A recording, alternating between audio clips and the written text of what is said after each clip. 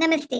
इस video tutorial में हम देखेंगे कि आपके द्वारा खर्च किए गए मेडिकल या फार्मेसी बिल्स को आप किस तरीके से रीइंबर्समेंट मॉड्यूल द्वारा क्लेम कर सकते हैं। रीइंबर्समेंट मॉड्यूल को एक्सेस करने के लिए tms.pmjay.gov.in पे लॉगिन करें। जब आप इस वेब पेज पे पहुंचेंगे तो आपके लेफ्ट साइड पे आपको CAPF रीइंबर्समेंट लॉगिन का टैब नजर आएगा। जब आप इस टैब पे क्लिक करेंगे तो आपसे लॉगिन टाइप में आपका आयुष्मान आईडी या फोर्स आईडी मांगा जाएगा। दोनों में से किसी एक ऑप्शन को चुनें और अपना आईडी एंटर कीजिए।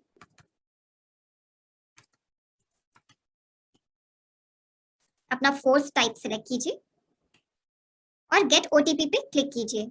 ऐसा करने से आपका रजिस्टर्ड मोबाइल नंबर जो है वहां पे एक ओटीपी भेजा जाएगा।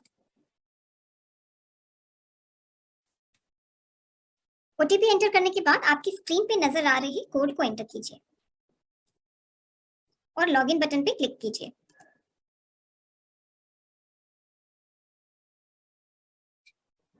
अपने अकाउंट में लॉगिन करने के बाद आप अपने परिवार के जिस भी सदस्य के लिए रीइंबर्समेंट क्लेम रेज करना चाहते हैं उनके नाम को ड्रॉप डाउन में से चुनें। आप जिस किस्म का भी क्लेम रेज करना चाहते हैं उसे रीइंबर्समेंट टाइप के ड्रॉप डाउन मेन्यू में से चुनें। अगर आप आउट पेशेंट सर्विसेज के लिए कोई क्लेम रेज करना चाहते हैं तो आउट पेशेंट पे क्लिक कीजिए। अगर आप इन पेशेंट सर्विसेज के लिए कोई पार्शियल क्लेम रेज करना चाहते हैं जहां पे आधी सर्विसेज कैशलेस थी लेकिन कुछ सर्विसेज के लिए आपको आउट ऑफ पॉकेट स्पेंड करना पड़ा, तो ऐसी सर्विसेज के लिए आप इन पेशेंट पार्शियल पे क्लिक कीजिए। यदि आप इन पेशेंट सर्विसेज का फुल क्लेम रेज करना चाह रहे हैं तो इस केस में इन पेशेंट डिटेल्स फुल पे क्लिक कीजिए। रीइंबर्समेंट टाइप सिलेक्ट करने के बाद जब आप रेज क्लेम पे क्लिक करेंगे तो आपकी स्क्रीन पे out patient form automatically load हो जाएगा। आउट पेशेंट फॉर्म में पेशेंट डिटेल्स और bank account details automatically populated होंगी। फॉर्म की बाकी सारी डिटेल्स को अपडेट कीजिए, जैसे कि हॉस्पिटल स्टेट, हॉस्पिटल डिस्ट्रिक्ट और हॉस्पिटल का नाम।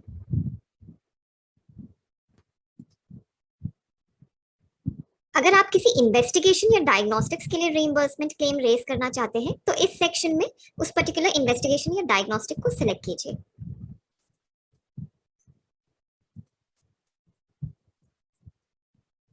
आपके द्वारा खर्च एग्जैक्ट अमाउंट को एंटर करने के बाद ऐड इन्वेस्टिगेशन या डायग्नोस्टिक्स पे क्लिक कीजिए। इसी तरह आप फार्मेसी की चार्जेस भी ऐड कर सकते हैं। मेडिसिन लिस्ट में से मेडिसिन का नाम चुनें,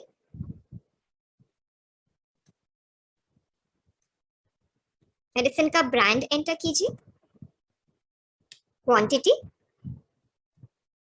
और यूनिट कॉस्ट।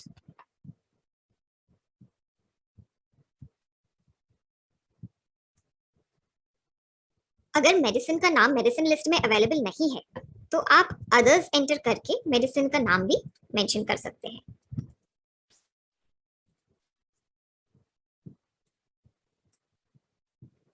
इन्वेस्टिगेशन और फार्मेसी चार्जेस के अलावा अगर आपने कोई और अलाइड चार्जेस के लिए एक्सपेंसेस किए हैं तो आप उसे भी क्लेम कर सकते हैं। टाइप में अदर्स सिलेक्ट करके अलाइड चार्जेस की डिटेल्स लिखिए, क्वांटिटी लिखिए और चार्जेस एंटर कीजिए।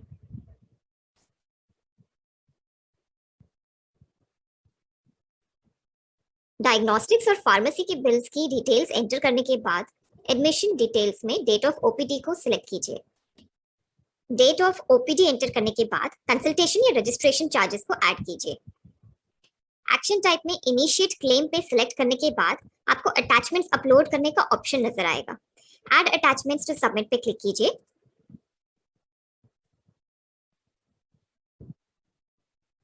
और सभी मैंडेटरी अटैचमेंट्स को एक के बाद एक अपलोड कीजिए।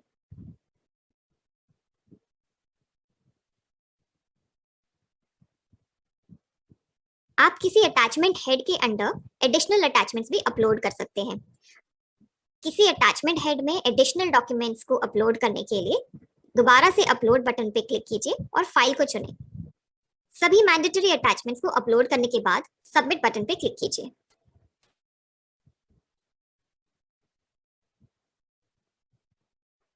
क्लेम को सबमिट करने के बाद आप किसी भी समय अगर क्लेम का स्टेटस चेक करना चाहते हैं तो ट्रैक क्लेम्स पे क्लिक कीजिए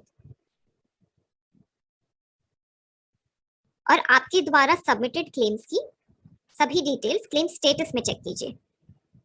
यदि आपकी किसी क्लेम पे क्लेम प्रोसेसिंग डॉक्टर के द्वारा क्वेरी रेज की गई है तो आप रीइंबर्समेंट क्वेरी अपडेशन सेक्शन में जाके क्वेरी को अपडेट भी कर सकते हैं।